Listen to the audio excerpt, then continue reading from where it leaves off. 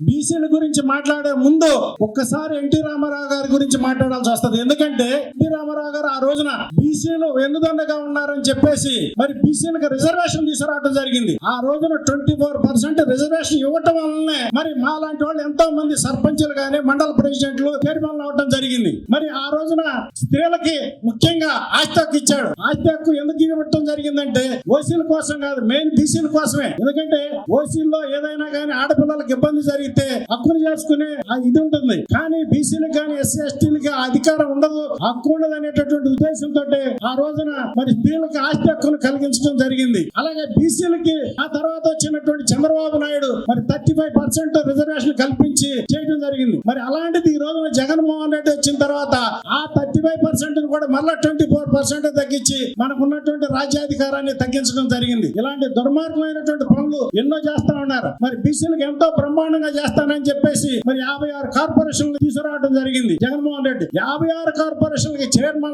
ఒక దానికి 12 మంది డైరెక్టర్లు ఇచ్చి వాటిని ఓన్లీ ఆ కారు స్టిక్కర్లకి వాళ్ళకి ఉపయోగించుకోవడం తప్పితే నిధులు గాని విధులు గాని ఎలాంటివి చేయలేదు. ఇన్ని కార్పొరేషన్లు పెట్టి ఒక్క రూపాయి కూడా వాటికి ఇవ్వకుండా అన్యాయం చేశాడు. ఇలాంటి దుర్మార్గమైనటువంటి ఆలయంతో బీసీలకి ఎంతో అన్యాయం చేసి ఈ రోజు బీసీలకి ఎన్నో అధికారాలు ఇస్తా ఉన్నాను, ఎన్నో పదాలు ఇస్తానని ఎంతో ఇదిగా చెప్పుకుంటా ఉన్నాడు. దయచేసి మరి ఎలక్షన్స్ దగ్గరకు వస్తా ఉన్నాయి, బీసీలను మోసం చేయడానికి కొత్త బీసీ సాధికార యాత్రను ప్రారంభం చేశాడు. దీంట్లో ఎన్నో రకాలైనటువంటి అబద్ధాలు చెబుతూ ఉన్నారు.